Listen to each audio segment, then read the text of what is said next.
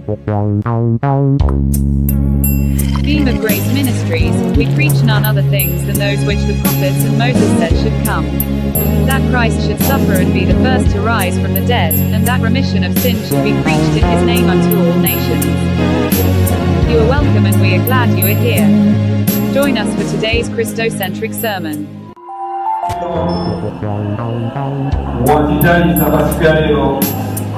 Ndiponso apitirizabe kusijanisa ndi mawu ake pasiku ya lero. Popeza kuti uthenga wayambika kale, ndikungokupama uthenga wayambika kale. Ndikulupira kuti tizaendera pamodzi ngakhale kapena 30 minutes chabe yamene tikulipirire pamodzi yamene tikusonkhanitsa uthenga uwu. Musadandaule kuti iyayi tiyenda mpaka 15 hours. Manja tukagwira wampeza Yesu kati mwa mawu yamene ali mshikani ya sita. Koma uthenga wa siku ya lero suyenda patali ndiponso ndifuna chabe kuti chimvesesane bwino chamene tifunikira kulalikira chamene tifunikira kuti timve tikaenda kumakachisi osiyana yamene chendo makachisi pati yena si makachisi tizayapeza mkati kumeneo kulingana na mawu. Nizafuna kuti timvesese versi ya Genesis 22 versi yake ya 6 kwendo fika pa 9 pamene wabrada Emma wazakala kutiberengerako kuchingerezi kuchikendere pamozi. And Abraham took the wood of the burnt offering and laid it upon Isaac his son. And he took the fire in his hand and the knife and he laid both of them together. Abraham inafika nthawi yamene anatenga mwana wake umozi Isaac aenda naye kubi. Chodabwizako chilipo apa chakuti atenga nkuni za burnt offering zoshongera nsembe zoshongera offering yake kupasa mwana kuti azijamulire eka. Then onse labidi baenda kubi, but ili chamela anyamula manja wake ni chani akuti anyamula moto anyamula so chani naisi manja wake mwana anyamula nkuni cheti ya mbele kubi. 7. And Isaac spake unto Abraham his father. Yes. And said, My father. Yes. And he said, Here I am. My son. And he said, Behold the fire and the wood, but where is the lamb for a burnt offering? Mwana anagamba kuti koma nthawi zonse tikamupenda ukulupiru tikhala tanyamula zinthu zokwana. Nkuni tanyamula, mpeni tanyamula naifu, nanga tikayang'ana nkhosa palibe apa. Ili kuti mwana afusa atate wake popeza aona zamene wabanyamula bati kashota pasiku iyi. Tiyeni msogoleni. And Abraham said, My son, God will provide himself a lamb for a burnt offering. So they went both of them together. Tate anayeanza kuyaka mwana Mungu azatipasa so wote wabili wanapitiliza ulendo. And they came to the place which God had told him of. And Abraham built an altar there, and laid the wood in order, and bound Isaac his son, and laid him on the altar upon the wood. And Abraham stretched forth his hand and took the knife to slay his son. Alright. So after mafika kuja atakonza kumubwino malo ya mabela makozena tauzosi anakuja mwana wake na kumuika hapo pacha kuti amupe. But chona kuzenya kuti after jambe anamula kwanza yake kosa inapasiwa. Nifuna kupunza chani kwa siku ya leo. Berengani 11 kaleo Dallas kwa mambo hayo. 11 verse.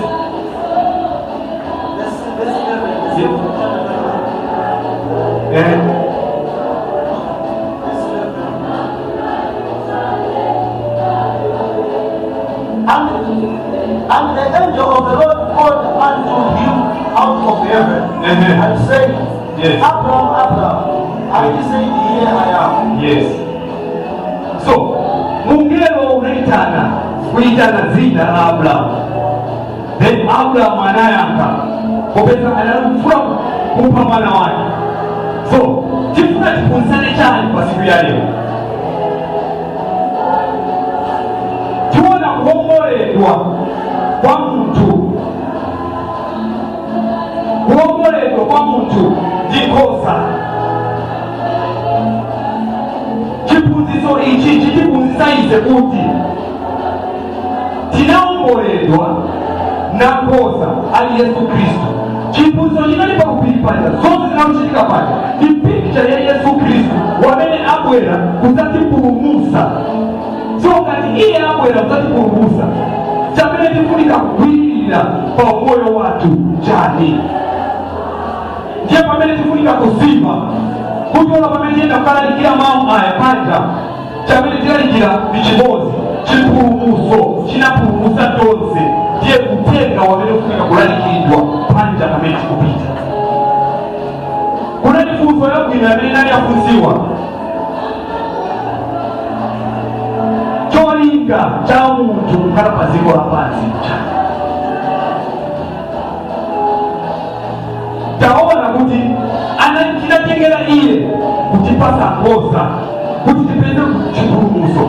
Leo Isaac mishando yaise vantu yamita kufunika kuyamvera mafundo ya kuimvera penija kupeza ndiche tinali chimwa siya bali kuona kwa kutama aba vantu nifuna kuti wapase second chance, nifuna wapase futi kuti bakhaleko ine nikale pamalo yabo chimwa lao ipere kwa ine anazileta kuleta kosa basiye nyama tenga nikosa tiye ninayo nikalichopindika. Banje ni mapesa mfucho niona watu wena uyu mzinda wamena pesa wapaka Matthew 26 verse yake ya 14. Matthew 26 verse 14. Then one of the 12 called Judas Iscariot, went unto the chief priests, and saying unto them, what will ye give me, and I will deliver him unto you? And they covenanted with him for 30 pieces of silver. Umozi wa disciples ya Yesu Kristo anaenda kwa ma chief priest. Kwenda kuti magwigizane lopake chipangano. Nafika kuti nikupase ni Yesu muzalipasa zingati. Kuti nikupase ni Uthenga unalipaja pa Genesis 22. Nikupase muzalipasa zingati. Yuda salimo panja pakoti kachoka tatu pesa. Wana ikila makasiliza mupasa zingati. Wazula na mayuda asfani. Yuda asema madaa nifetereko kufuka. Tika kuiza nekani. Tika kuizana muzali pasako zingati. Ufuna drama ni zatani. Kaimuti ni kupasa Yesu iwe shinjane na mao ya Mungu kuhusu shinjane iwe na iwe pafunika kena hapa watitako mama waka so ukaona mbele ya masatanisti panja pozio kujitia Judas because wachinja Uthenga wa Yesu Kristo na kopi those wala jamu opuzira bake walipopanda kutize zopuzira zinaitwa kusumu ya Bible study kupuzira za Yesu basi wakapwela isa niwalete free wakutanjinga faith Judas hiyo sipo za ungaende ufuone weka ungangeleko kila watu wamena uzaimeza Judas ali sokolo kwa mbele kujaimili ayembeleza machitekwani wachinjani Uthenga uja na kopi. Ifa ya Yesu kushika kwanza mwafuri akwenda kusabu omolani imu but manje kamba kamutaomboledwa okay very good chichije lise na drama very very peace kenti pembe pamoja hakuna anataka masimba yani pete yamegana na ndila mnyama atakumkulisa hiyo wale kumkulisa kaini kutini muuze kuchape kutini huyu nifika na kuku tachijara kokopi then tie pasisi. And from that time he sought opportunity to betray him. Anapesa anamongana na mchota nifuna kabili pesa wote kampata kama mtu huyu afunika nikuulize kuti makopi Nyanja ya 7 so kama sakila kampata kwa jela hapo tinashita bunch tishitako ni produce ka basket tena angwa tikakaitako tapya kasatonsa hapa ayutasi pastor's basket kafunika hapa ayutasi katawe mau ya Bible ngati nyapasi wa kuti yaone stinga liko yaona kati lazima wewe waone batiwa one sasa bambera simambe sasa sio na wewe wewe ngati kwa mbele mja bambera batiwa mbe sasa ukalenga zo ulimechamenya tenga hapo wafunika bazikisha za huyu ndasao na nini tena chinjani sana kopi ya ile ndo papa wakapakuti walibeunga soka basket kafunika pamoja nikachana wafuna kanjida kwa kuti batikebwaji batengerere wali kuzinga kani yao futi yao enenazezesa ni Bible bati kuisokoneza kiwako dakuwa hivi ya mene maraka hivi wabi Bible wanasuku a blessing that is so immense walika more blessing pakiseko bosi aonelea Mayudas chamila sakira kakashi kafunika watu kuliko mwenyewe ndio wanaendesha kakashi kafunika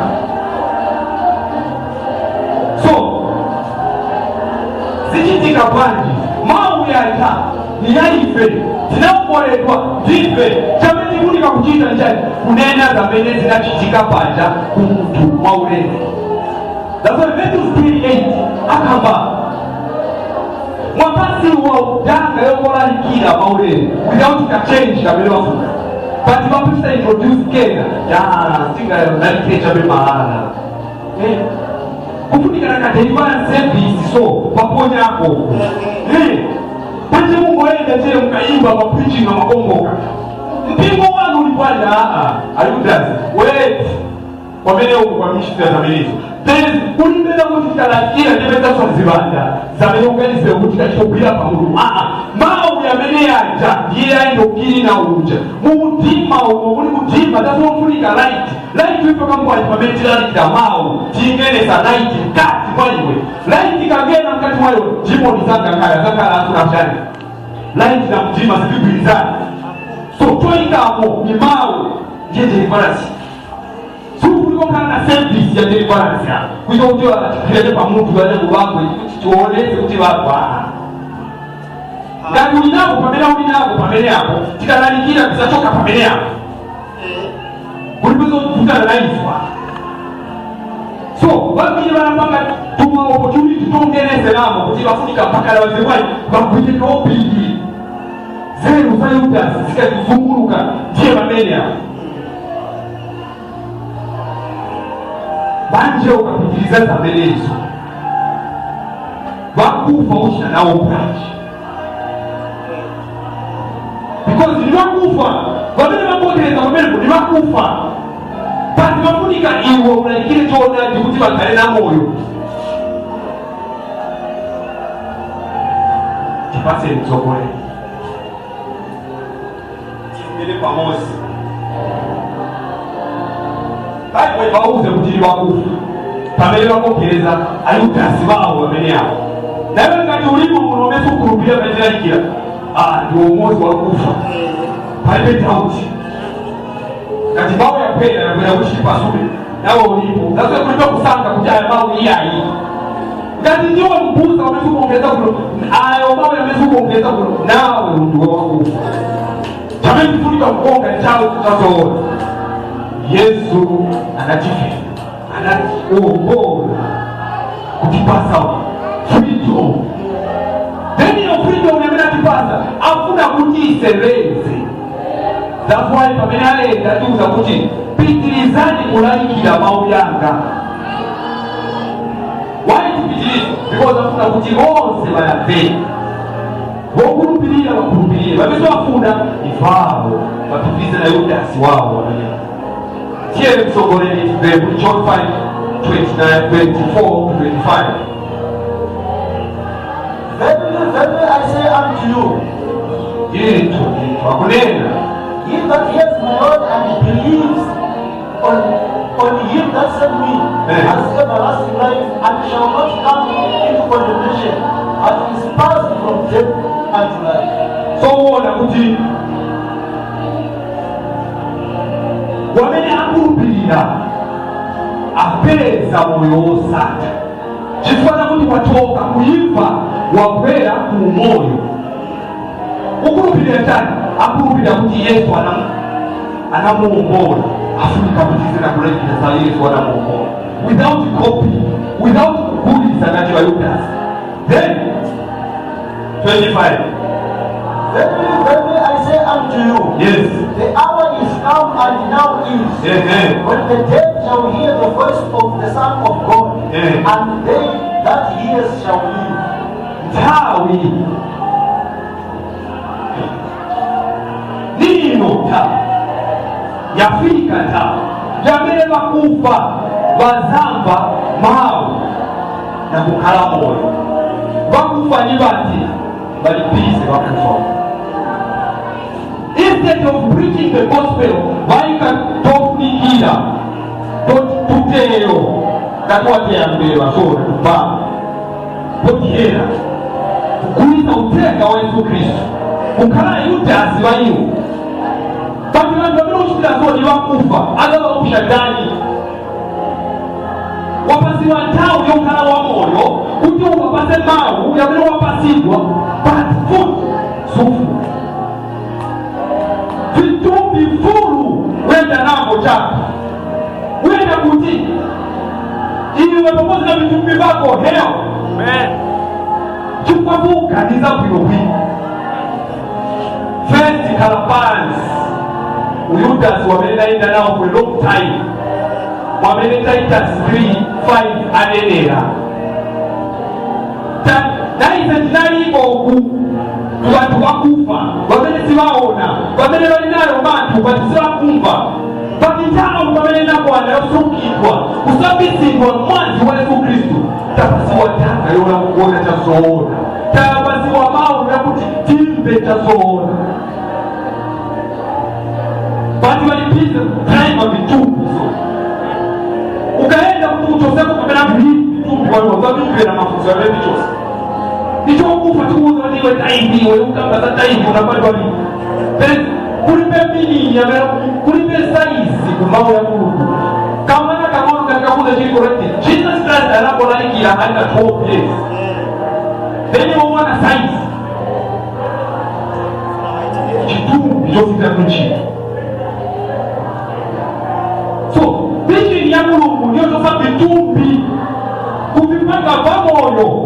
Bani watabisha papanji, bani wamewa tumiko kutuku vichozi. Osa kala Yudasi, ufuna te kopi, guli samao.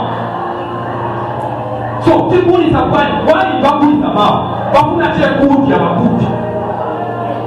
Bani wala kuti marigo, ni chitumi. Ukienda chitumi, bati mzimu ulipe na kujema. Dazo ni mashara nao mena mwaota. Tikafa taenda kumwamba iwe kumwamba kuti kulimeenda kumwamba pamene ukafa kupeleka kumanda je kumwamba kuti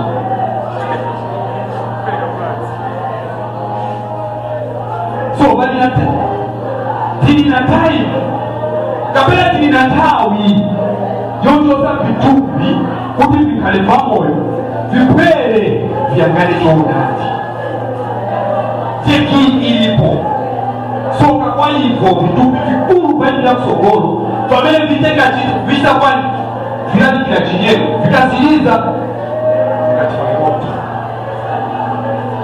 because bonse vanhu vakufa vakwera paliro ukaonesa chozoona chamene yeye vakutuma uli bwino because wapasiwa nthawi kuti uchite kwani ulalike choonadi choonadi chifuyika kuyenda ulalikirwa kwanthu onse kisashinda mene iyani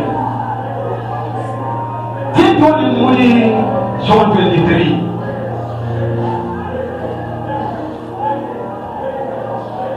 John 23 verse yake ya 20 John 4 verse yake ya 23 And the hour comes, and now is, yes, when the true worshippers shall worship the Father in spirit and in truth. Yes. For the Father seeks such to worship Him. Tawi Yahweh yakuti omutamanda omuyamikira omwimbira mutonati amwimbire amutamande mutonati patikondi bachita tonati funzo oyo tonati bachita uko bamuyamikira mutonati bamutamanda mutonati ayudas alibisi ukakhala zizo uzamve balimba background then ukafika ukafunza sizigwilizana then 24 God is a spirit, Mulungu ni mzimu, and they that worship Him must worship Him in spirit and in truth. wanda omutamanda omuyamikira akuti omuyamikira mu mzimu na mutonati so kati muchita izi zabyo zilikwai bali kati sizilipo izi muli gulupu ya Yudas kaya moyo wamene bwena aba bantu batenga malo chifukwa chake ndichovuta ukangena ko ukambera bane ulaliki wao uyendera pati kapene kamene banatauza mawu yawo yamene bapreachinga ni ati chifukwa chovuta then ukakontrola kupera ukala umozi wayo wakuti wakusakuzonda kutukira malini bati sikutikana nazo izo aka because takwera kusalalikira chona kutukira mbuku tenzi waone kuno bwino pa Romans 10 verse 14 to 15 How then shall they go on Him in whom they have not believed? bazaitana bwanji popeza akabauti Mulungu ni mzimu amene mutamanda uko mutamanda mu mzimu na mtonati mane aba bazamutamanda bwanji mtonati na mzimu wamene siba mziba And how shall they believe in Him of whom they have not heard? bazakulupirira bwanji wamene alimu bakulisiwa bazakuziba bwanji bachitokulisiwa ukakhala ulipe suzagula kuti bakuzi banje bazakuziba bwanji. And how shall they hear without a preacher? bazamvera bwanji kulipo banenera kuti bantu bakuzibe popeza bonse bamenya bali panja bakulisa kuti ukuzibe era kulisi. And how shall they preach except they descend? vakalalikile chapekati vanatumia so that means kulipe that's why vachitaja Jerusalem zilibize batu so kuonezeratu kuti ngati muli chane yaso mukati muli habit yaso chika chaso zishikulipe onaliki that's why vachinja nachema kopi yamene wakuza ni another gospel wachinjanisa kopi na gospel yopalana kochape because wapeleka besi moja wamele waumikiliwa so wasashushana naye as a result kishozo akulipe ulichapa Yudas mabasketi full kazi ulipe pedi ya wamele walipo vitumbi sokolo zamele aimilira sokolo bizamu zibapani kuti bichoke kuifa kukufa kwa mele vihili kuja kuyenda kumoyo bizamu zibapani kupeza kulipe olalikira ifukala ni vuto Season 9 15. As it is written, how beautiful are the feet of them that preach the gospel of peace and bring glad tidings of good things. Listen, chapel, that Nanyamula true gospel, not your palana. Because Usasma Jira, foreign there are. Then Jira there are on it, Akupas and Yen. You are that so. It is Shaman of Asuli so. But it's so about the much every Afuni. That's why Simanga Kwani said, Musiva. Ni wapi ukipeleka pesa mozo kubasulira uzapa question sio msiba because kulipe babeba ngampuzi sikuta msiba so bakamta manda kwani mtona ati nichofu tipepa munguta pitirize jape pitirize kulalikira teni mena bazipuzi lidako because ni wapi babeba maona ma videos yake na kufunza bele au mafunza so mwina Mungu chifundo chake chichitike mwamene kwa funika tena katipata za basi Romans 11 verse 8 according as it is written, Mungu mwamene leo God has given them the spirit of slumber, eyes that they should not see, and ears that they should not hear. Okay, Mungu mwamene leo Mulungu anawapasa usiku wokuona wakuti vakatala so vaziona vatikuona kulipe vazimvera vatikuvera kulipe mpaka lero so vakalipize vayudasi whether you like it or not vaiku whether you like it or not vapitiriza kupa kaili anawapanga kuti vakareso chako so manje valiko vakufa vali muja vamene vafunika kuchiziva chazoona vasachiziva panje that's why apasa vena tanga yokulichinga kuti vaja vantu vamene vali muja mukumane nawo then mukakumana nawo chazoona vachiziva because tikakamba tikafunsa muno kuti ni vangati muli machechi ya mpindu ndikometa choko but why mukupezeka muno kunani mawu yamekuna kumana nayo kuti mupezeke pasi so anachipanga kujana kutana waenda wasowa kwa mbili kukera uombele kwa tena ukafika ukamberana nazo ndiye maana wamenifuko pezeka pati watako walipizi wakaenda msimu wa kusi wabeleza kuka kukara soja because every ndiye wabele hapa pati haina target pali wabele afuna kutokera mwili wa kufa wabele wachi kuti wapwele wazambele utenga wa Mungu so pasika leo pameti kuyenda pameti kula ikamao tiziziwa kuti sikufuna kwati kupezeka pamalo yano bati ni kufuna kwati kuti upezane na mauka iposo ukasije pamalo yano nanga ngati wafarero lero wafera muri wa kufa kuga that's why Jesus anatusabao kuti wasiye wa kufa washikwa akashinde wanaleka kuti because enzepo wa kufa panja wamenisa kuziba bati analiko tao so aona kuti usidi wa kufa hiyo iwe ni kombe ile basi wakufa waendeleka wale muita na mtombo wa kufa suzi wakufa sani ziba uyu wamena ufuna ukoke sani ziba msiye aende je wamena funikira upezeka kuli bazaki so timeza kuti hizi zintu mpaka nanale roso sikalipo so zisakasika zinale roso sikalipo but kwa iwe naine pali mawiyena Hebrews 3 verse 13 kufika pa 15 and exhort one another daily while it is called today, lest any of you be hardened through the deceitfulness of sin. For we are made partakers of Christ if we hold the beginning of our confidence steadfast unto the end. While it is said today if you hear his voice, yes, harden not your hearts, as in the provocation. So muona kuti mulimbikisane wina daily. Silimbikisana bwanji mawu. Pamene takhala tikuti kulimbikisana na mawu. Kumbukira iwe kuti Mulungu anaticha bwanji, anatiche vile.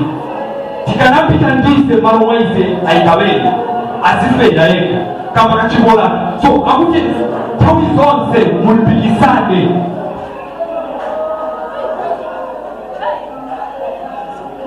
So tilimbikisana bwanji akuna kuti nthawi zonse tizilimbikisana amawu yake, nthawi zonse tizidalikirana wina ndi mzake, kuti kuimva kuja pamene tichoka vantu pamene anena kuti mukachoka kuimva mkhala wa moyo iwoti wakufa wakakuchoza kuja kuchokera bwanji pakulimbikisana. So tidalikira mawu ya Mulungu, wamvera mawu ya Mulungu yakamba chakuti, mawu ya Mulungu yakala chakuti. So pamene timvera tilimbikisana wina ndi mzake. As a result pamene tidonsa one by one, tidonsa one by one.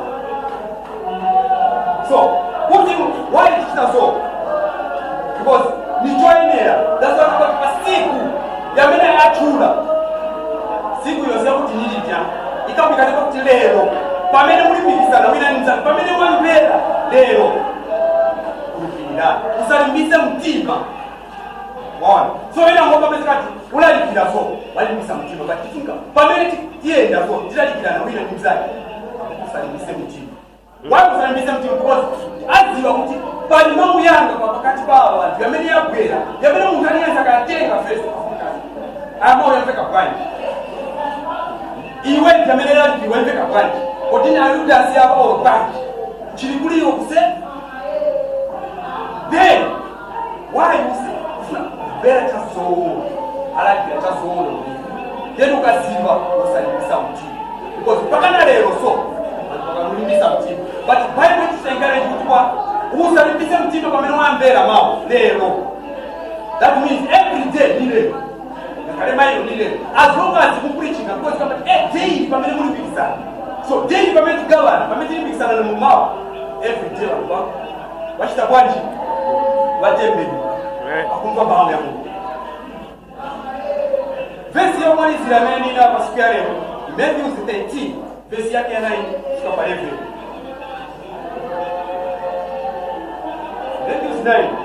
Matthew 13 verse yake ya 9. Verse 9. Yes. Who has ears to hear? Bali na makutu wambe pamene usita bwanji pamene mulimbikisana. And the disciples came, yes, and said unto him, why speakest thou unto them in parables? Why ukambula nao pamene disciples anafika wale makutu wambe yakamba bwanji pamene kuja ni chanchi kuti hapa ukamba kulangula Yesu ukamba no bisira. Why you bisira? He answered and said unto them, yes, because it is given unto you to know the mysteries of the kingdom, yes, but to them it is not given. Yes. So why abisira Yesu kakambido kakaye abisira kambaka kuti sicho masuliwa kwa wonse, sicho pasiwa kwa wonse, but sicho pasiwa kuli abo bamene bafu kuli bembe iya. So that's why upeza kuti banga mbele mawe yamene ulangula upeza sicho pasiwa kwa bembe bazapitiriza udasi wao mpaka na pachibalizo chamene azafika kumanda kandi nzoenda mutunda opanda manzi chifukwa chakuti chinapasiwa kuli bamene ebafu chabisiwa kuli bamene safu. So that's why pasatake njoita boy yopitiriza kulangulira ise watu kupitiriza wenda wa tangala 5 tangala 10 maybe 1 pin 1000 2000 osa kutana nao ni namba chako uzapesa munja mulipi koza kabila tu wala nikira ngatsana tumiwe kishipalibe bazazi kurupiria kwani popeza wala nikira wamena la nikira sala nipo wamena la nikira sala pasipo kwa nikira So chikwaitwe kulalikira choonadi wamene wapasiwa kuti balalikire choonadi because wapasiwa bena sibanapasiwa. So pamene sonapasiwa vesi ya Timoti akamba kuti chiphunzitso ichi nicho chitrakwaji nicho panga bena kupaka correction ifunika vyavena mtani muchiphunzitso. So pamene muphunzitsa benango mungachita correct watayika njira nini wakuba kontrola because lama weneno chiphunzitso cha Yesu Kristo njo ndorola bena kusanga pamene baenda wagerunai. So pamene chiphunzitsa so wena wafunika waziva waona tatayika pamene tigulitsa walichita uyudazi watu uyu tasokoneza mauzi yakambalichi chifunika kontrola analalikira kumzanga kufia benda ukalalikira kapenda ukakontrola wakamba kwanja daa you are judging. Are we judging? No. Tikukontrola mtungele munchi wasoba leo kasoba ndio ulisobola wezi because bonse bamene bazakopera basasoba as a result manje umukopelekezana chako ulendo okuhewa. But Yesu Kristo pamene abwera akamba kwaji ine choonadi ngenjira choonadi namoyo. So why tifutikana na zinthu zimbe pili pamene choonadi namoyo tichisi choonadi namoyo ni Yesu Kristo ndiye chikufungo pasa vanhu kuti vapeze njira. Moses kuti apeze njira anaenda chani anaenda ndoro waona anaenda na ndoro pamanzi 10,000 chani 10,000 mawu ya Mulungu ni manzi.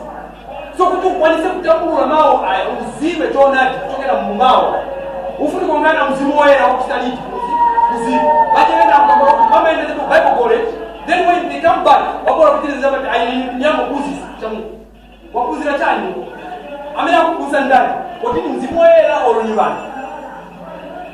That's why wanazula Yudas because when they take Bible college wakapera wako kuzisa wana tumiwa walipe mzimu woyera. Kipa problem. You can go there, yes. What you be wako. Then you can go to the information branch. That becomes a challenge. Wakufa mali wangu question bali bila na check draft. Babaya na babaya na mpando yao kubusa. Why? They are after money. Kati mwanzi ni momo ndipo kama ni wifi pamejira kila utenga ubozi. Kama moti usikula branch yako, nayo usikula branch yako. Why? Wafuna zaenda kwenda mumbale zingirejeza. Yudas. But Bible tunataka elimu alalikireni wopema wonse waboyo wonse basikola pasi waenda kuchita hizo free because mwapasiwa free chilisani wodwala bakate na okufa mwawushabwanji okufa through the way kugabana mawo daily enda okufasa kwaji atoka kulimfa ataukira kumona moyo wasata ndani Yesu Kristo ndiye Mungu. So utoka kumtima ukwenda kutani ni Yesu Kristo. Chifukwa cha kuti naife tembe kukasemse genzeko ndaona kuti ni kumtima ni kuifa choka ngoni simufuna wali sinofuna kopi ndiye uzowenza mtu but kulalikira si kopi kulalikira ni uthenga wa Mulungu wamefunika kulalikira message ya Mulungu yamefunika kulalikira ani kulalikira kwa wonse wali Bible kufikira kuri Moses kufikira kwa nene wose sipamete one message ifa ya Yesu Kristo yemeze kulalikira wose. So guys wonse basala bakalalikira uthenga wa Mulungu wopanda kwinango bamene bayira wale unga ulibori na uthenga wa ulibori manini ulipe kushika papi but kwambira kumanyi bidwe kusiriza kulalikira zifungo machi because when no malimba influence bilipo. So pasigero nani na uthenga wamene nafuna kuti tigabane wamene Mulungu wandiona kuti tigabane So uthenga uyu utiphunzitsa kuti pa nthawi ija yamene Abrahamu anatenga mwana wake kupita naye Isaac, ndiponso mwana uja sanaphedwe, anaomboledwa palasti, wamene ali ni picha ya ise, ni shadow ya ise, ni nkhosa shadow ya Yesu Kristo yamene anatiwombola kuti tizive choonadi, kapena tizive njira choonadi namoyo. Sipo pa siku ya lero, Mulungu akudalitseni.